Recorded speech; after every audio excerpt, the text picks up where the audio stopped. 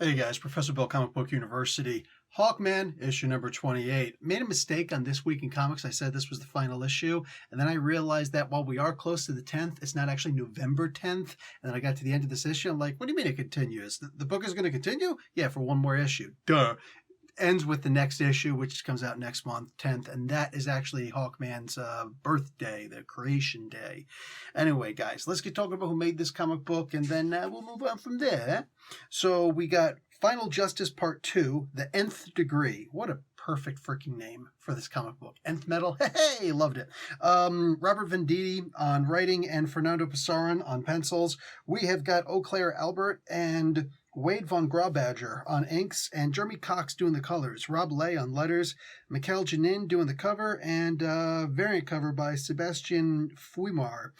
I'm probably butchering that name. I apologize. Hawkman was created by Garner Fox. Right, there's also Kubert involved in the drawing there. I think that my man should get some credit too, but what do I know? DC doesn't do anything intelligent anymore.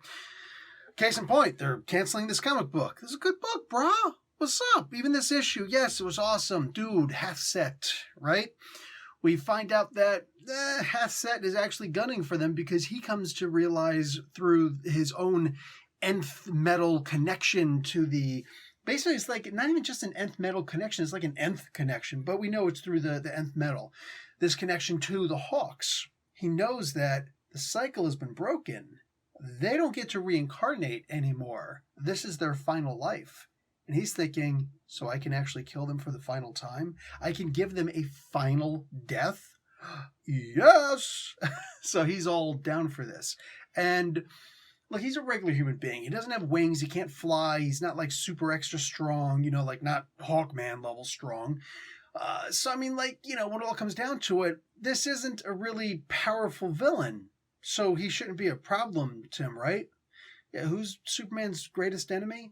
Exactly. So basically, Half Set is just simply smarter and sneakier and clever. And while Hawkman and Hawkwoman in this particular time period, because the JSA is Hawkgirl, but it's Hawkwoman, and it's true. They're going around, they're trying to make right out of all the wrongs in the world. The only thing that Half Set ever thinks about, for the most part, is how to gain his revenge, if that's even what you want to call it, on the Hawks. Because he's such a butt face. Yeah, Half Set butt face. It's his last name. It's not my fault. I didn't name him. Blame his parents. So, and it's a very Egyptian name, apparently, for like the worst class there possibly. Anyway, I'm being silly. So when we see the face-off, and yes, there is an initial face-off in here, Half Set simply has to be smarter. Is he? Dude, I just said he's Half Set. Yeah, he's smarter. Hawkwoman kind of has that attitude that a lot of writers who don't really get Hawkman, or at least have a very different take on, like a radically different take on Hawkman, is that, oh, he's just super angry all the time. Well, that's kind of what happens here. I think that courage is kind of mixed in with anger in this particular part. We're confusing the two. Anyway, she's all like balls to the wall. Let's go. I don't really have too much of a problem with that because it's done in a very good way. What I do have a bit of a problem with is the way that Hawkman is addressed in here. He's just flat out, he's a coward all throughout. I mean, the guy's got the coldest feet that I've seen in a superhero. Carry the one. Yeah, ever. I've never seen a hero acting this cowardly. By the next issue, they have to show me why. If they don't, then it means that there's no reason why. I mean, for the reason to be, this is our final death and I just want to hang out with you.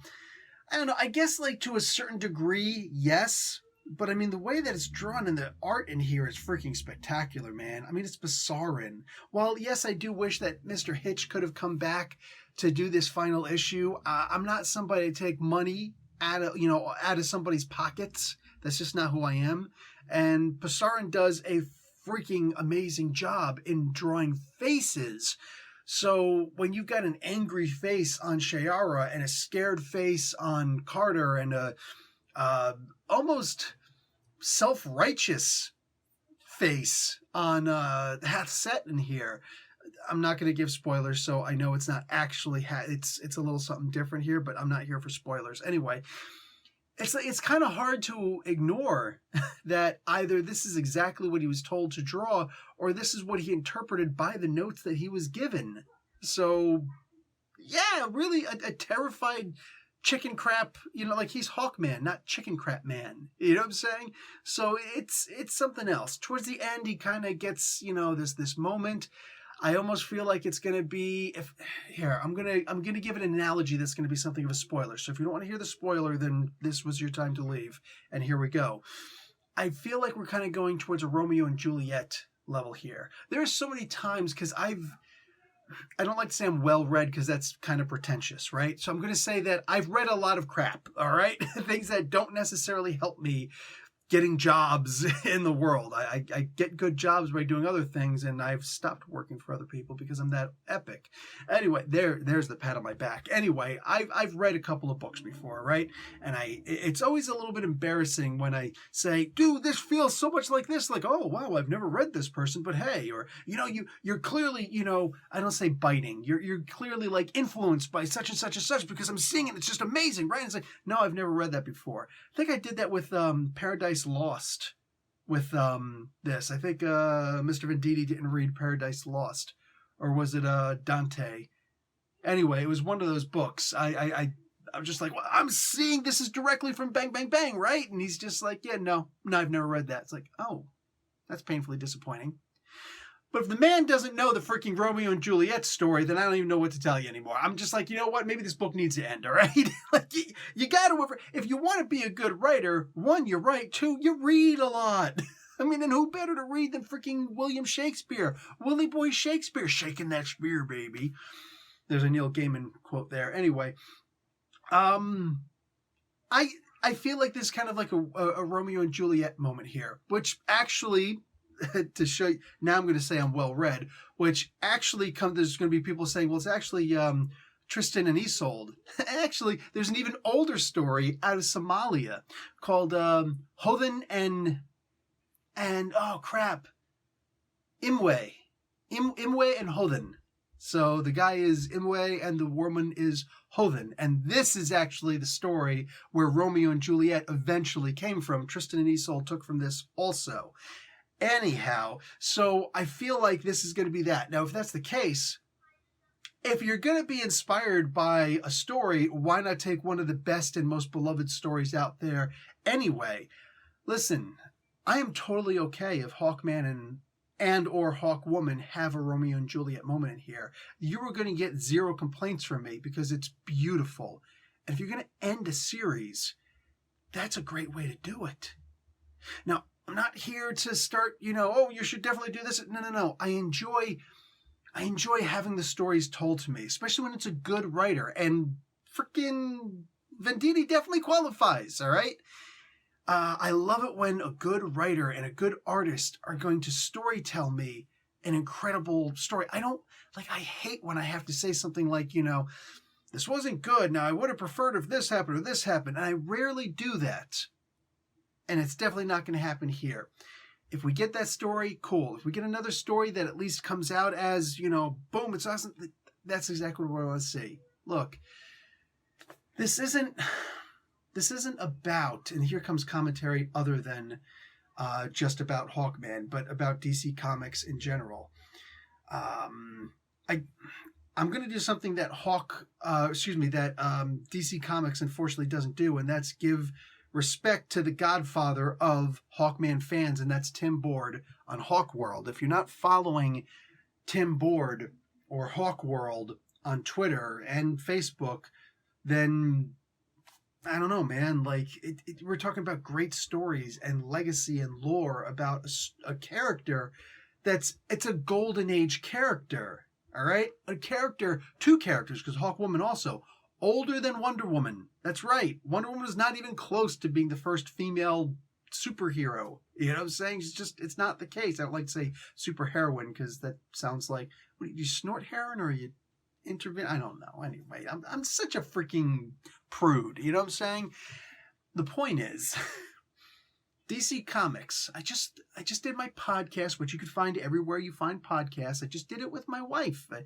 I I did. Anyway, I just did the podcast with my wife also. Anyway, and what happens? So the Comic Book University podcast, you find it where you download podcasts from, and it's free, of course, because what am I, a jerk? So I just talked about the top 20 comic books in terms of sales, and the only DC comics on there was Batman, or Batman related, Batman themed. So you got the Batman books, you got the Three Jokers books, you got Detective Comics on there, and you got, did I just go like super hardcore Italian there? I apologize. And you got like Justice League, which is a Dark Knight's Metal tie-in, and you got Dark Knight's Metal and Speed Metal, which is just basically an event where everybody is Batman, or Batman is everybody. I'm saying. So if everything is Batman as far as DC, like Superman didn't even make that list, bro. I'm saying. And why do you think that is? It's because there's no advertising for these. But you'll see these cool advertisements and these cool interviews and these cool pushes for all things Batman related. And that's just sad. And I'm saying this is the exact same situation that Shazam was in. Sorry, he used to be called Captain Marvel when he belonged to Fawcett Comics, right?